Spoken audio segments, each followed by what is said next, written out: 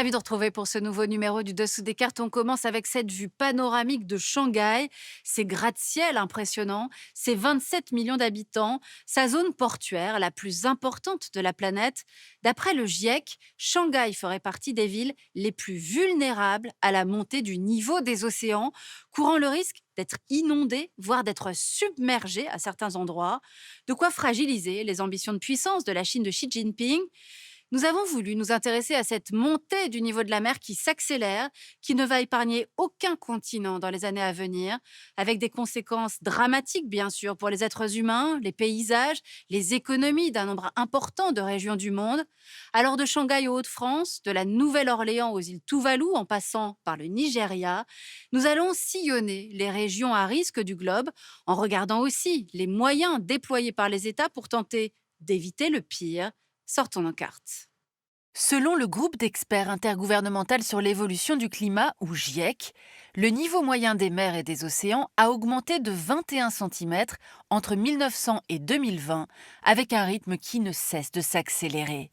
On mesure ce niveau des mers et des océans grâce aux marégraphes installés sur les côtes dès le 19e et depuis 1993 grâce aux données satellitaires. Ce qui permet à la NASA de confirmer cette accélération avec une augmentation moyenne globale de 9,4 cm entre 1993 et 2023. Cette montée du niveau des mers et océans est causée par un double phénomène. D'une part, la fonte des glaciers de montagne et des calottes glaciaires du fait de l'augmentation des températures. Leur eau douce dégelée ajoute de l'eau aux mers et océans.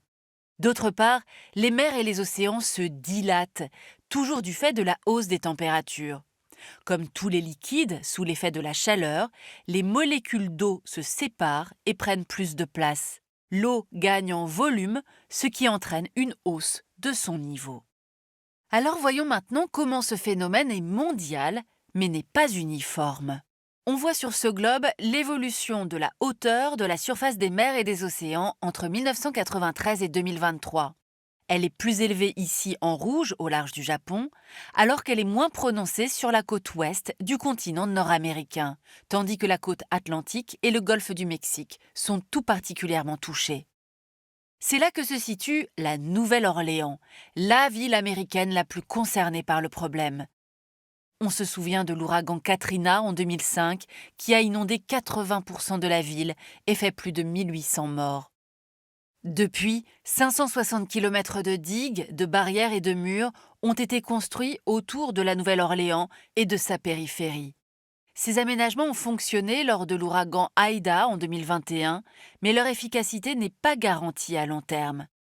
En effet, la montée des mers et des océans, qui représente, rappelons-le, plus de 70% de la surface de la planète, va se poursuivre en fonction de la quantité de gaz à effet de serre que nous émettrons et du réchauffement climatique qui en découlera.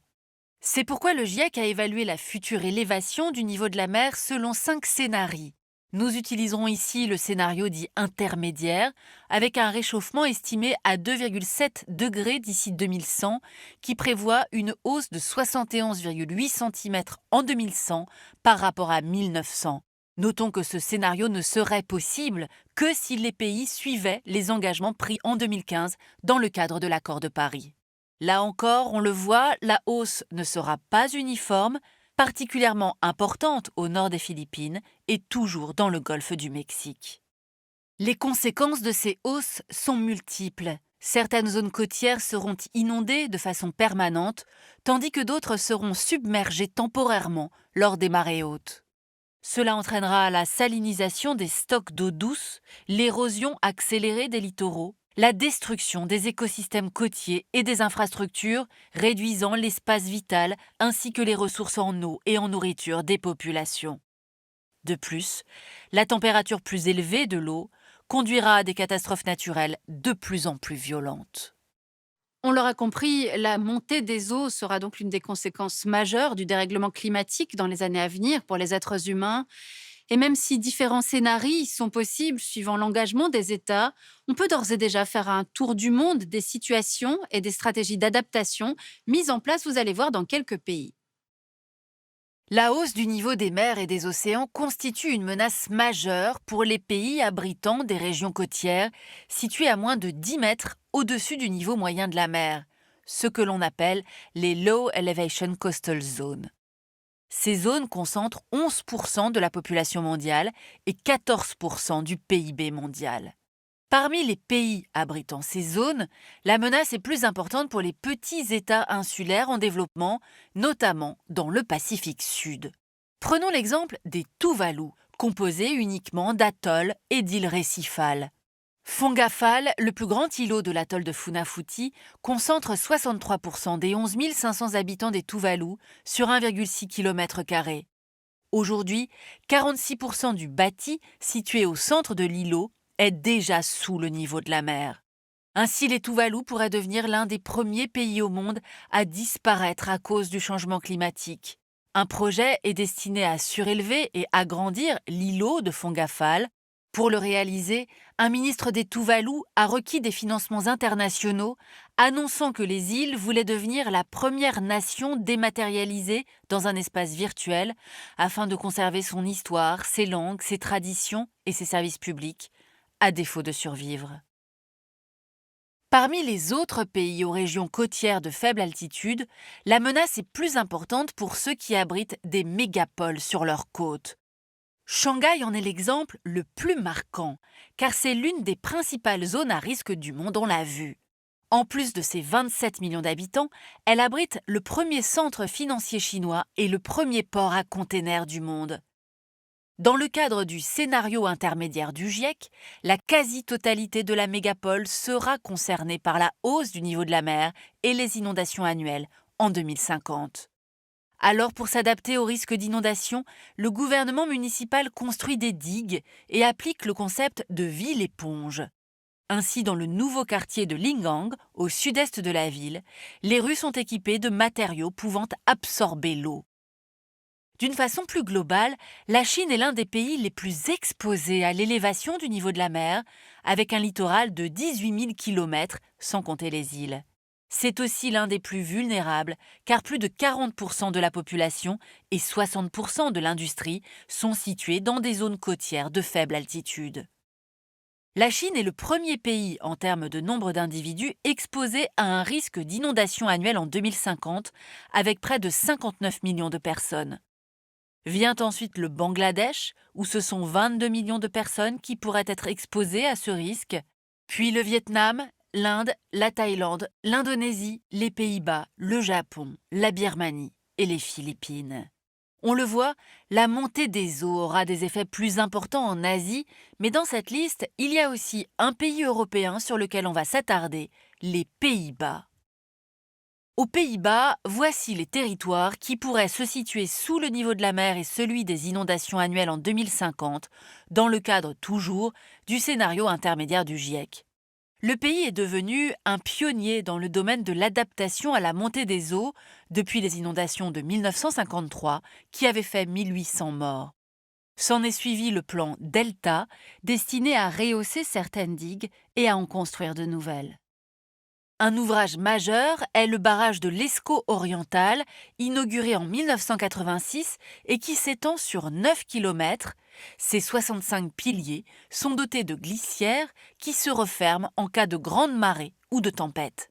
Les Néerlandais cherchent aussi à prévenir les risques dès la conception des villes, comme à Rotterdam. Situé dans le delta du Rhin, le premier port de l'Union européenne, deuxième plus grande ville du pays, est particulièrement exposé, certaines zones étant à 6 mètres sous le niveau de la mer. On y trouve donc des toits végétalisés pour retenir l'humidité, des jardins publics pouvant se transformer en lacs, des parkings pouvant se convertir en cuves de récupération des eaux. Dans la suite du classement, en termes de nombre d'individus exposés à un risque d'inondation annuelle en 2050, on trouve aussi l'Irak, où se situe le delta commun du Tigre et de l'Euphrate, le Brésil. On retrouve aussi les États-Unis, avec 2 millions de personnes exposées, ainsi que 4 pays européens et 5 pays africains. L'Afrique de l'Ouest est particulièrement exposée car ses côtes sont des zones sableuses et très basses, ce qui les rend très mobiles, sujettes à l'érosion, et elles s'inondent rapidement. Cette région est d'autant plus vulnérable que les zones côtières concentrent un tiers de la population et plus de 40% du PIB de la région. Au Nigeria, ce sont 4,2 millions de personnes qui sont exposées. La hausse du niveau des océans pourrait également mettre en péril des sites naturels, comme le parc national du Diaoling en Mauritanie, situé dans le delta du fleuve Sénégal. Le site est déjà exposé aux inondations sur près de la moitié de sa superficie aujourd'hui. À l'avenir, c'est la totalité du site qui pourrait être exposée aux inondations et à l'érosion. Et terminons cette émission dans les Hauts-de-France. Les villes de Boulogne-sur-Mer, Calais, Dunkerque, Saint-Omer seraient menacées par la submersion marine à l'horizon 2100, avec un scénario qui n'est pourtant pas le plus pessimiste, tablant sur une élévation du niveau de la mer d'1 mètre. 450 000 habitants seraient alors concernés. Ces projections inquiétantes conduisent les élus locaux à se lancer d'ores et déjà dans de grands travaux de prévention, comme à Dunkerque, où la ville a rénové la digue moyennant 13 millions d'euros.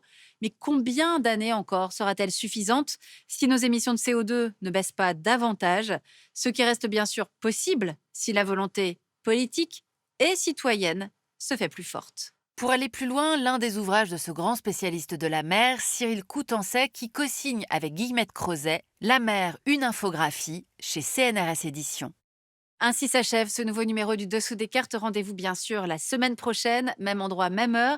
Et d'ici là, n'oubliez pas arte.tv et nos réseaux sociaux où vous retrouvez l'ensemble de nos vidéos, mais également notre newsletter. À bientôt.